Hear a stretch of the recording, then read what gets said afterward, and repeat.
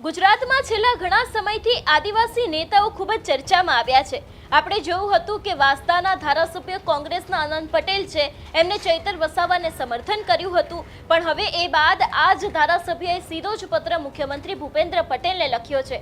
કયા વિષયને લઈને આ પત્ર લખવામાં આવ્યો છે, તેની સાથે શું નિર્ણય લેવાની વાત કરી છે, તેની વાત આ વિડીયોમાં। નમસ્કાર, હું હંસિની અને તમે જોઈ રહ્યા છો નિર્ભય ન્યૂઝ। એક તરફ આપણે જોયું હતું કે આ વખતના વરસાદના પહેલા રાઉન્ડમાં દક્ષિણ ગુજરાતની અંદર અતિ ભારે વરસાદ આવ્યો। આપણે એમાં પણ જોયું હતું કે સુરત, નવસારી, વાપી, વલસાડ જેવા અનેક એવા વિસ્તારો છે કે જ્યાં ઘણા બધા લોકોને લાખો રૂપિયાનું નુકસાન થયું છે અને હવે આ જ સમગ્ર મામલે અનંત પટેલ છે, એમને સીધો જ પત્ર મુખ્યમંત્રી ભૂપેન્દ્ર પટેલને લખ્યો છે। સૌથી પહેલાં તો આ પત્રમાં શું વાત કરવામાં આવી છે તે સમજી લઈએ।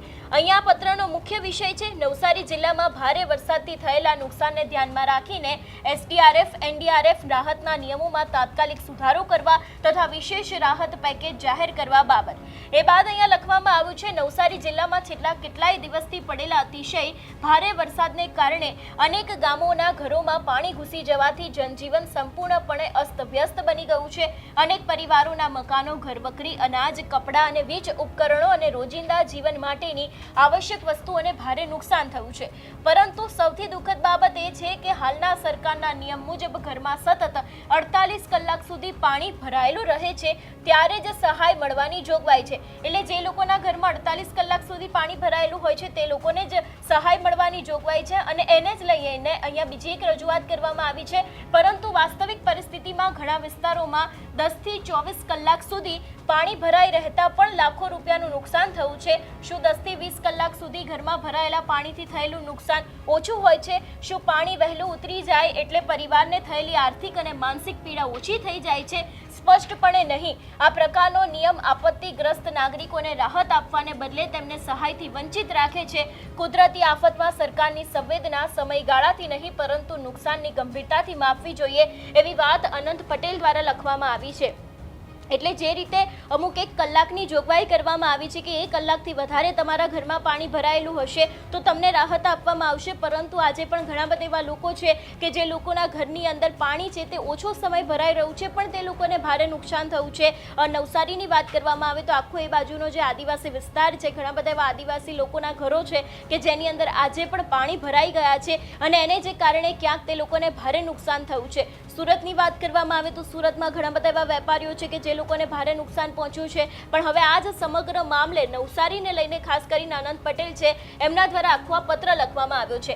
એ બાદ લખવામાં આવ્યું છે આપશ્રીને વિનંતી છે કે માનવતાના ધોરણે નીચે મુજબની તાત્કાલિક નિર્ણય લેવામાં આવે। અહીંયા ઘણા બધા એવા નિર્ણય છે કે જે તેમના દ્વારા લખવામાં આવ્યા છે। એમાં સૌથી પહેલા વાત કરી છે 48 કલાક પાણી ભરાયેલું રહેવાની શરત દૂર કરી ઘરમાં પાણી ઘૂસવાથી થયેલા વાસ્તવિક નુકસાનને આધારે સહાય આપવાનો નિયમ બનાવવામાં આવે। એટલે જે રીતની ઉપર રજૂઆત કરવામાં આવી હતી કે 48 કલાક કરતાં જે ઓછો સમય હોય એ લોકોને પણ હવે રાહત આપવામાં આવે, એને લઈને નિયમ બનાવવો જોઈએ। એ બાદ લખવામાં આવ્યું છે નવસારી જિલ્લાના અસરગ્રસ્ત વિસ્તારો માટે વિશેષ રાહત પેકેજ જાહેર કરવામાં આવે। દરેક અસરગ્રસ્ત પરિવારને ઘરવકરી, અનાજ, કપડાં અને આવશ્યક સામગ્રી માટે તાત્કાલિક રોકડ સહાય આપવામાં આવે। નુકસાનનું સર્વેક્ષણ ઝડપી પૂર્ણ કરીને સમયબદ્ધ રીતે સહાય સીધી લાભાર્થીના ખાતામાં જમા કરવામાં આવે। સંપૂર્ણ અથવા આંશિક નુકસાન પામેલા મકાનોના સમારકામ અને પુનઃનિર્માણ માટે વિશેષ સહાય પેકેજ છે એને જાહેર કરવામાં આવે। ખેડૂતોના, નાના વેપારીઓ અને દૈનિક મજૂરોને પણ થયેલા નુકસાન માટે અલગથી રાહત યોજના અમલમાં મૂકવામાં આવે એવી વાત કરી છે। અને એ બાદ અહીંયા નીચે એવું પણ લખવામાં આવ્યું છે માનનીય મુખ્યમંત્રી શ્રી, આપત્તિના સમયે સરકારનો પ્રથમ ધર્મ લોકોની પીડા ઘટાડવાનો હોય છે। નિયમોની આડમાં તેમને સહાયથી વંચિત રાખવાનો નહીં। જો હાલના નિયમોમાં તાત્કાલિક ફેરફાર નહીં થાય તો હજારો પરિવારને ન્યાય મેળવવો ખૂબ જ મુશ્કેલ બનશે। મને આશા છે કે આપ શ્રી સંવેદનશીલતા દાખવીને નવસારી જિલ્લાના અસરગ્રસ્ત નાગરિકોના હિતમાં તાત્કાલિક નિર્ણય લઈને રાહતના નિયમોમાં જરૂરી સુધારા કરીને વિશેષ રાહત પેકેજ છે તે જાહેર કરશો। એટલે જે રીતે આખા નિયમો છે તે અહીંયા મૂકવામાં આવ્યા છે કે કયા કયા એવા નિયમો છે કે જેના કારણે લોકોને ભારે નુકસાન પહોંચ્યું છે, તો એ જ દરેક રીતે ક્યાંક રાહત પેકેજ છે એમાં વધારો કરવામાં આવે, રોકડ રકમ આપવામાં આવે। જે લોકોના ઘરને નુકસાન થયું છે તો એને લઈને પણ સ્પેશિયલ સહાય પેકેજ છે તે આપવામાં આવે એવી રજૂઆત અનંત પટેલ દ્વારા કરવામાં આવી છે। અને મેં પહેલાં પણ કહ્યું એ રીતે દક્ષિણ ગુજરાતમાં જે અતિશય ભારે વરસાદ આવ્યો હતો એના કારણે ઘણા બધા એવા લોકો છે કે જે લોકોને ભારે નુકસાન પહોંચ્યું છે.